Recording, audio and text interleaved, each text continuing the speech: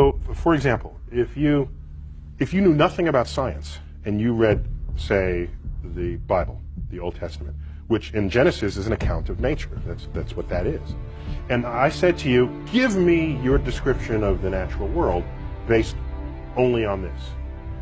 You would say the world was created in 6 days and that stars are just little points of light, much lesser than the sun. And in fact, they can fall out of the sky, right? Because that's what happens during the Revelation. One of the signs that the second coming is that the stars will fall out of the sky and land on Earth. So to even write that means you don't know what those things are. You have no concept of what the actual universe is. So everybody who tried to make proclamations about the physical universe based on Bible passages got the wrong answer.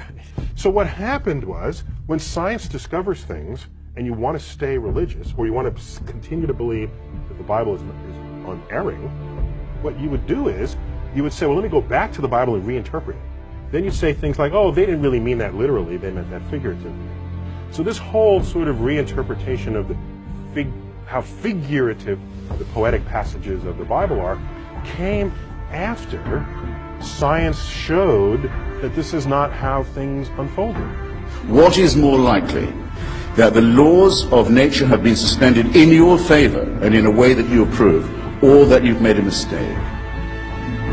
And in each case you must, and especially if you didn't see it yourself and you're hearing it from someone who says that they did. And why should they take offense that I don't believe in their God or any other God? And I'd say to them, you know, tell me the reasons why you don't believe in all the other gods, and that's the reason I don't believe in yours. Don't you sometimes feel sad about breaking all these myths apart? No, because I think it's some myths are deserve to be broken apart out of respect for the human intellect. That no, when you're writhing on the ground and froth is coming out of your mouth, you're having an epileptic seizure. You have not been invaded by the devil. We got this one figured out, okay? Religion has actually convinced people that there's an invisible man living in the sky who watches everything you do every minute of every day. And the invisible man has a special list of 10 things he does not want you to do. And if you do any of these 10 things, he has a special place full of fire and smoke and burning and torture and anguish, where he will send you to live and suffer and burn and choke and scream and cry forever and ever till the end of time. But he loves you. God that our neighbors believe in is essentially an invisible person. He is a creator deity who created the universe to have a relationship with one species of primate. Lucky us. and he's got galaxy upon galaxy to attend to. But he's especially concerned with what we do, and he's especially concerned with what we do while naked. Just because they're offended by someone being gay, it doesn't mean they're right. You know, it's a strange thing that comes out of being gay is a choice. No, being gay isn't a choice. You know, I want to go, well, go, you try it then. If it's a choice, have a go. See how much you like it. You know.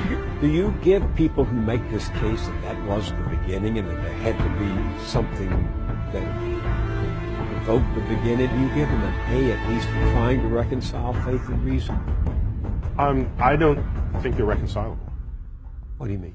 Well, so let me say that differently. All efforts that have been invested by brilliant people of the past have failed at that exercise. They just fail. And so the track record is so poor that going forward I have essentially zero confidence, near zero confidence, that there will be fruitful things to emerge from the effort to reconcile it. And for those of you who look to the Bible for moral lessons and literary qualities, I might suggest a couple of other stories for you. You might want to look at The Three Little Pigs. That's a good one. Has a nice, happy ending. I'm sure you'll like that. Then there's Little Red Riding Hood, although it does have that X-rated part where the big bad wolf actually eats the grandmother, which I didn't care for, by the way.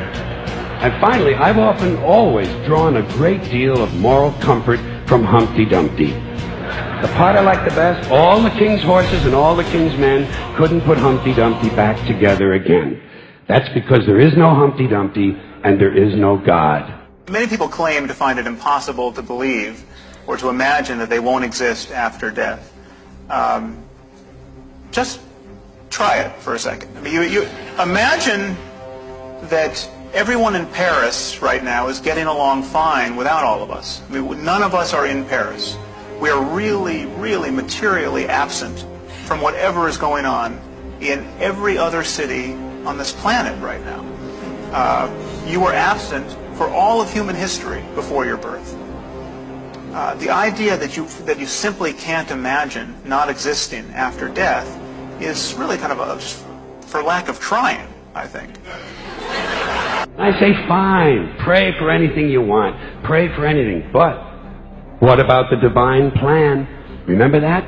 The divine plan. Long time ago, God made a divine plan, gave it a lot of thought, decided it was a good plan, put it into practice. And for billions and billions of years, the divine plan has been doing just fine. Now you come along and pray for something. Well, suppose the thing you want isn't in God's divine plan. What do you want him to do? Change his plan?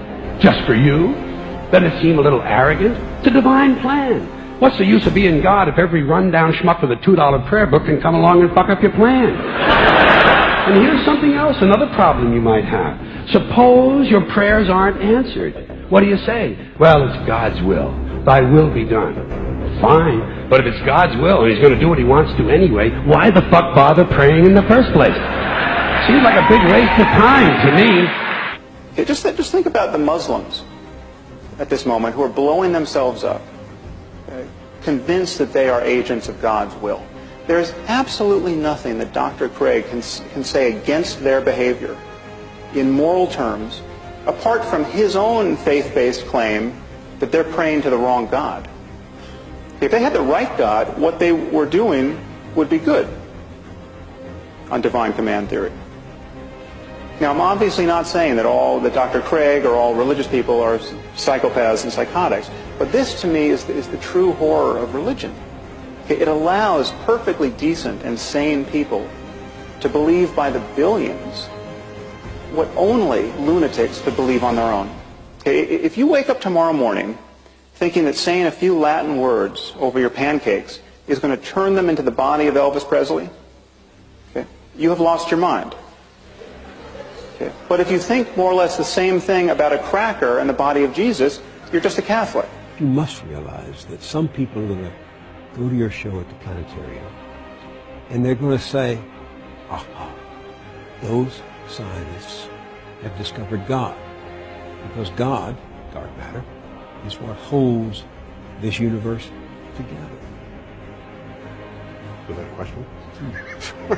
It's a statement. You know they're going to say that. So the history of discovery, particularly cosmic discovery, but discovery in general, scientific discovery, is one where at any given moment there's a frontier.